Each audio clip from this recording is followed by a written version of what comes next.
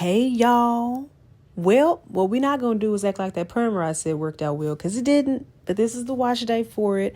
So in this chit chat, I'm talking about hair mistakes that I've made and how how ironic, I'm talking about hair mistakes, and then the perm I said didn't really turn out the way that I wanted it to turn out. So this is just grand for me, and it's grand for you too, because I told y'all from the jump, I'm not invested in giving you this content that makes it appear like my hairstyles always work out fine, because they don't. 8 times out of 10, they really don't. I have to finesse it. I have to really push it to make it become what you all grow to see in public, if you see me in public, or even here online when you see my hair. This is real life, realistic content over here, okay?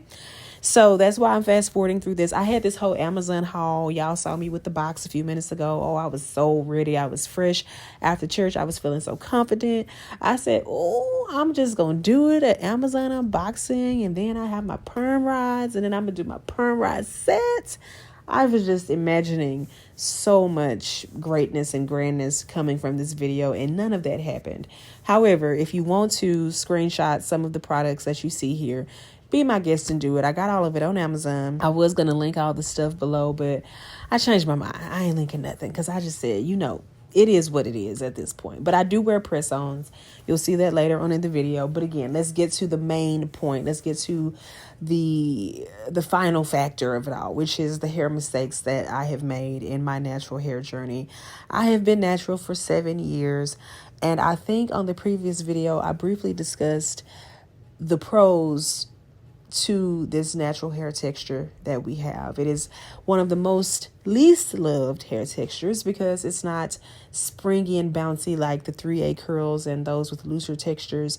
So you have a lot of bias when it comes to this hair texture. However, I love it, and that's what I promote, and that's what I want you to do as well for your head of hair. However, as I said, looks can always be deceiving, and it also helps to open up the conversation to others so they can know that you have grown to the point where your hair is not just naturally, but also mentally, with understanding what works and what doesn't work for your hair. Once you get it locked in on the inside, everything else that you do on the outside will pretty much make sense. And I can say this because I went through a lot of trial and error with my natural hair, which I'm sure most of you all can relate to. Again, especially when you have this texture, it's a lot of trial and error, because you have to do a lot more to really maintain your hairstyles, to maintain moisture. If you have a looser texture hair, your chances of holding a hairstyle is greater. Similar to the perm rod set that I just mentioned a minute ago, the average life expectancy for it, from what I've read online, is about 5 days.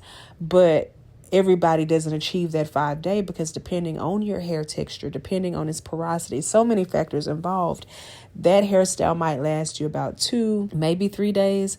And so that's part of the reason why mine really didn't last that long. I'm being dramatic in the beginning. Y'all must know that I'm just very dramatic. I'm very, very extra.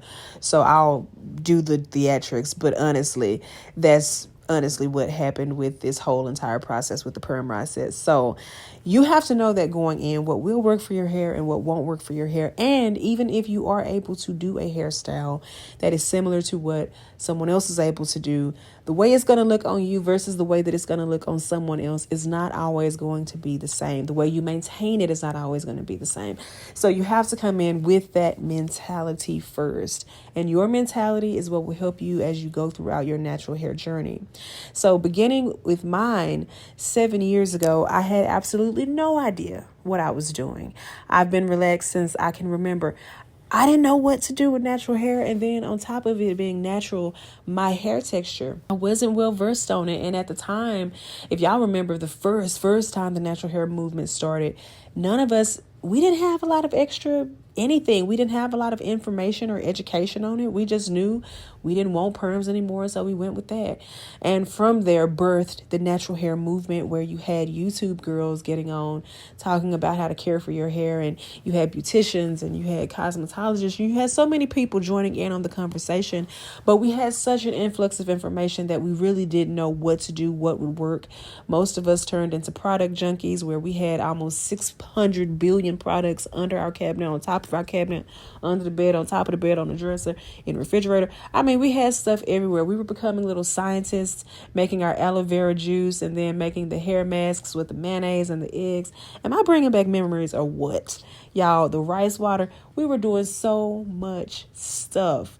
It was such an influx of information, which may or may not work for your hair. But hey, we did it. We wanted to make sure that we were maintaining our hair and doing all that we could to be natural hair girls. And even the guys, y'all were in on it too. Y'all were doing your thing as well. So we really went through a whole learning process with it. And with that learning process came many challenges, specifically for me, because I started out using almost any product I could get my hands on.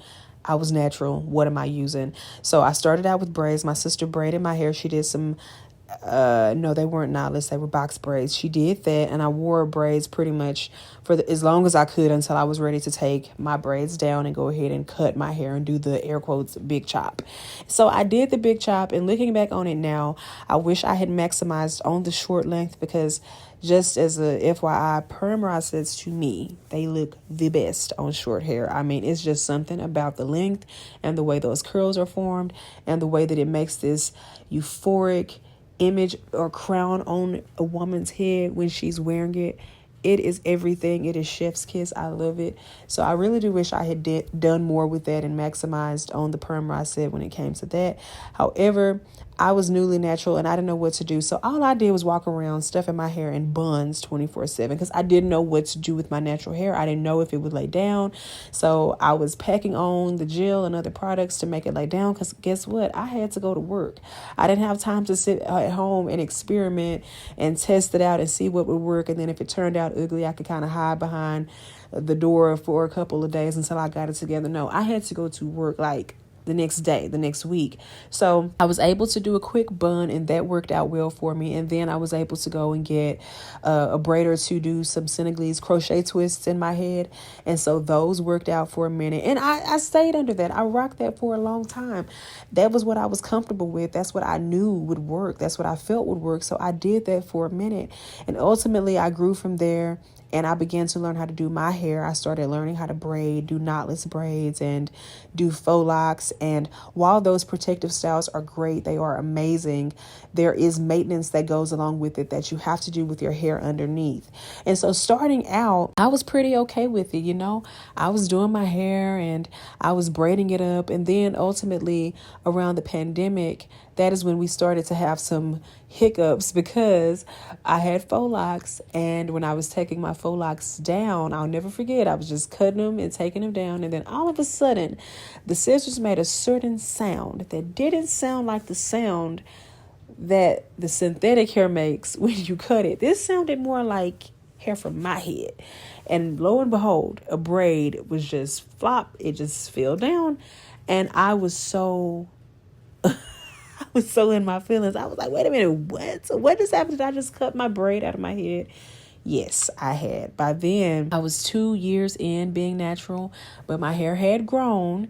And so I had that braid cut out. And the front of my head has endured so much trauma with me, y'all. I mean, if it could write a book, it would have been out yesterday. I have done so much to the front of my head with just so much craziness. Scissors and glue and the latex. It's so much. So my braid was just laying there on the bed, because I was cutting my hair as I was on the bed, and it came off. So I said, you know what? I'm not even sweating it. It's whatever.